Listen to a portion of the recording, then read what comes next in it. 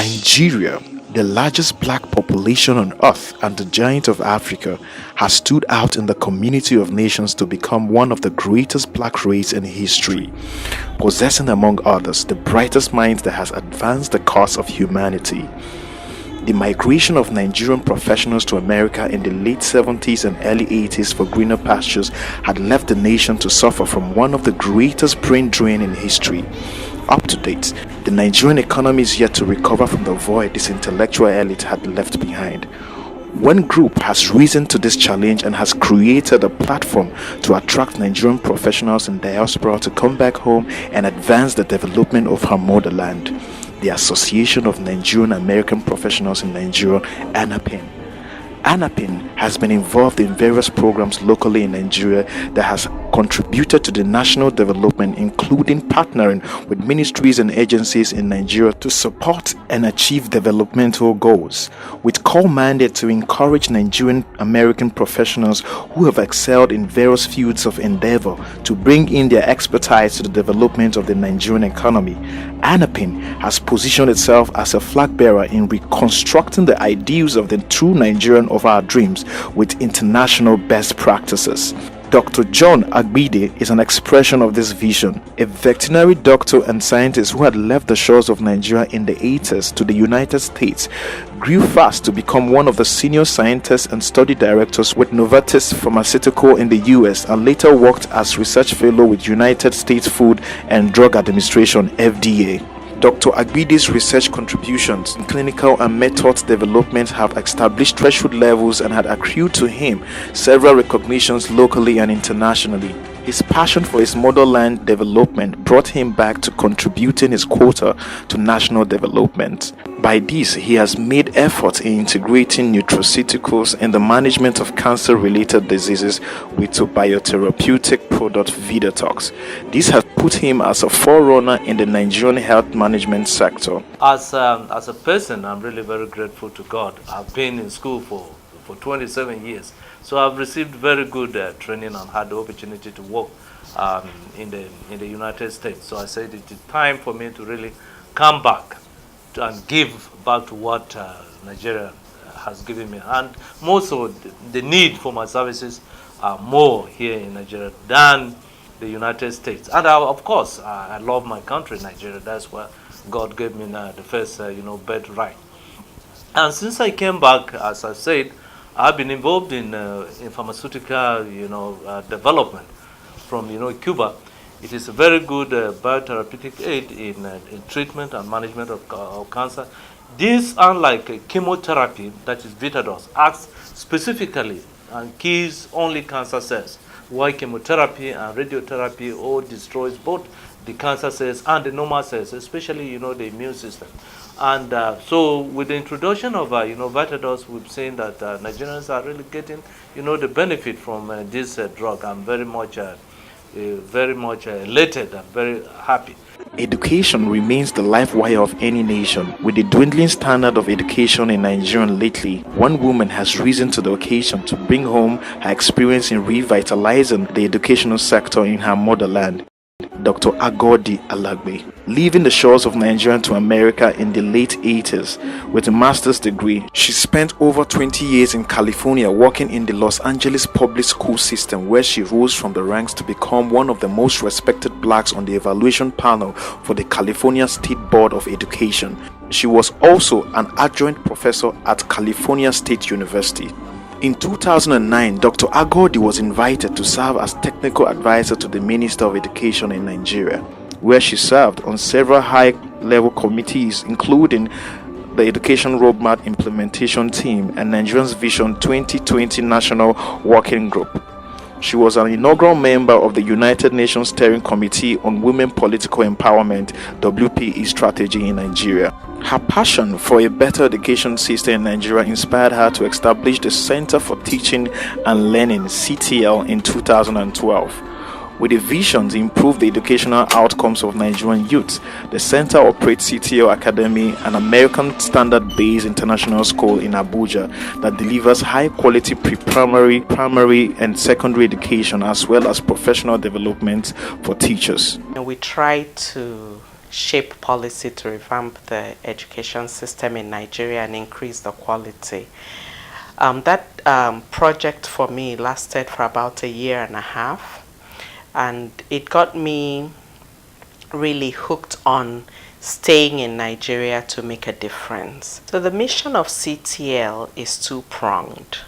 First, we want to build a world-class school for children from the ages of 2 and above in a nursery, primary, secondary school setting. So when you go to our preschool system, you'll see children working with puzzles, working with blocks, dramatic play in a pretend kitchen. And through these activities, we are encouraging them to speak, to navigate life outside their home and their parents, learn to share, learn to take turns, say please, thank you, may I have this, dress themselves, pour their own food, you know, all those independent skills.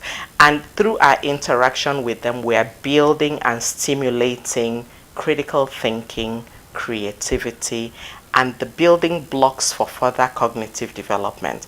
Turn the pages of Nigeria's public health policy initiative and you are sure to find one man who clearly has transformed the National Health Act in favor of the ordinary man in the streets of Nigeria.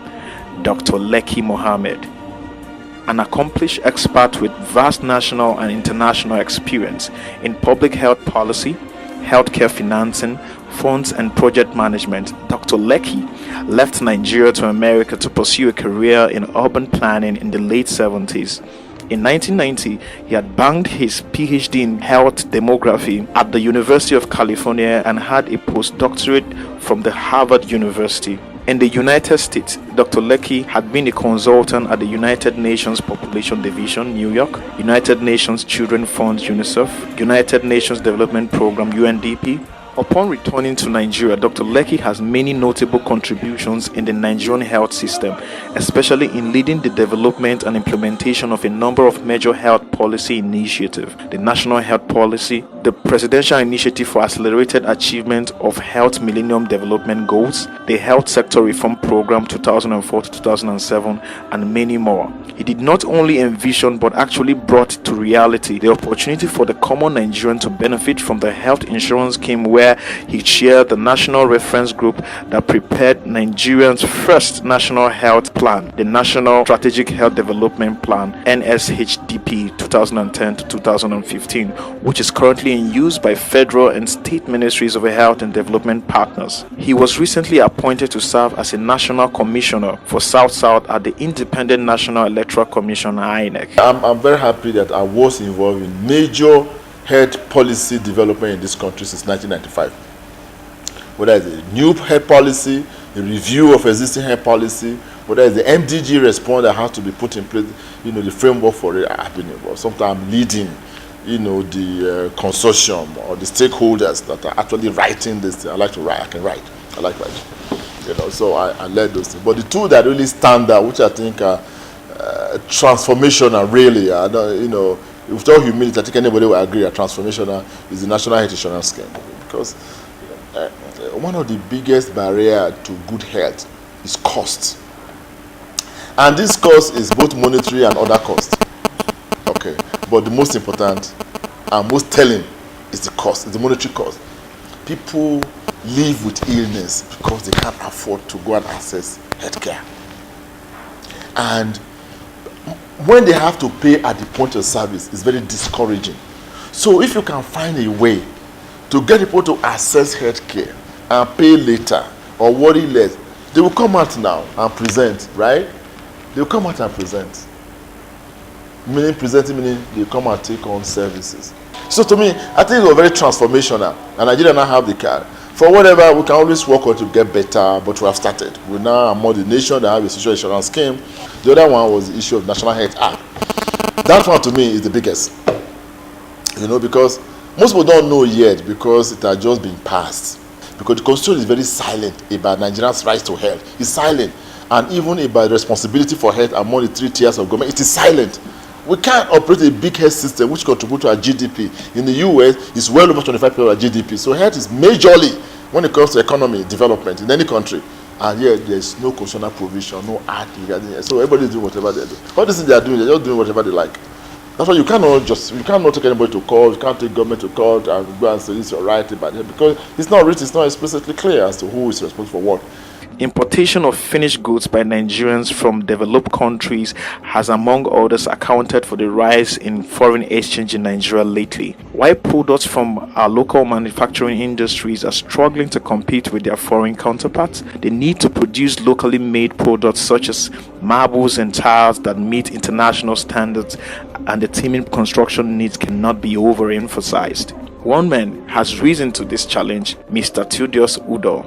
Mr. Udoh left the shores of Nigeria in the late 70s to America to begin a career in aeronautics, where he obtained a private license at the Syria Academy of Aeronautics, Oakland International Airport, Oakland, California. He further obtained a degree in management science at the California State University, Howard, California. Returning to Nigeria in the early 2000s, Mr. Udoh began to see the need to develop locally made marbles that will meet international standards. His sheer determination and honest effort had helped him to overcome the challenges of floating a marble factory in Nigeria. When I got in touch with this product and wanted to set up a factory, I tried to raise money from the bank. It was not possible. I had to sell that property and committed every cash to the equipment. I had to do a bit of research because of power. We don't have power in Nigeria. So we needed to research it, and instead of going fully automated, we tried to, instead of having conveyor belt that is rolling, we used a device that will roll it, but does not need to depend on the power.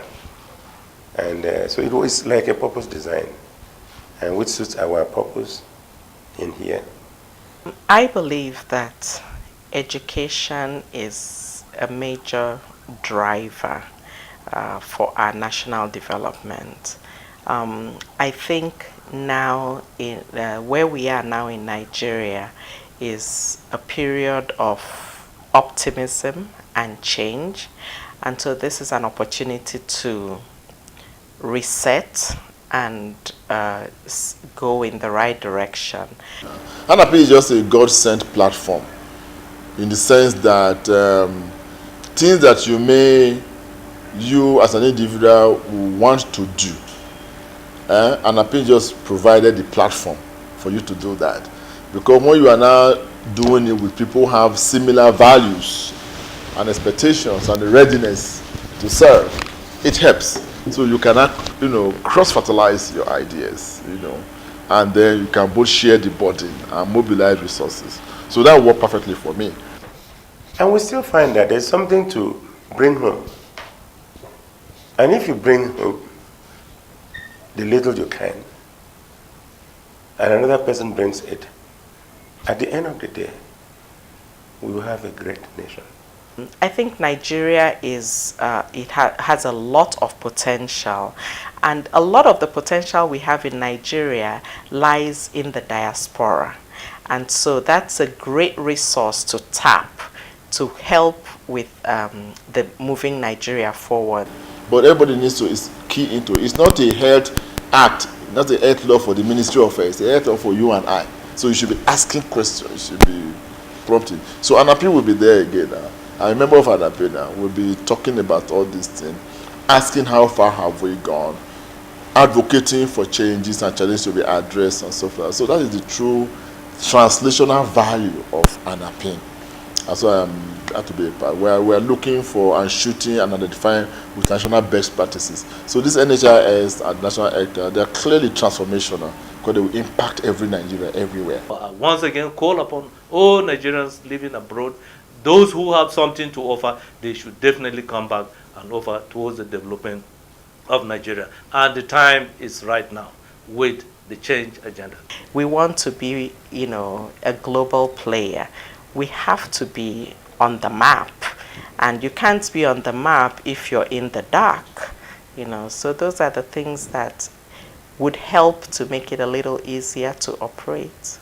we have a responsibility. We are fortunate. Not all of us probably sponsored by government or whatever, but the fact that we are alive, healthy, fortunate to have been in the US, exposed, nobody's going to come from outside and develop Nigeria.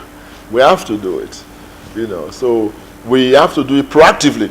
You're not waiting to be called to do it. We have to elbow space so that we can do it, and that's what ANAPIN has been doing. They have been doing that, and I like that. Let's join hands in building the Nigeria of our dream. The Association of Nigerian American Professionals in Nigerian ANAPIN is your surest partner. We celebrate you.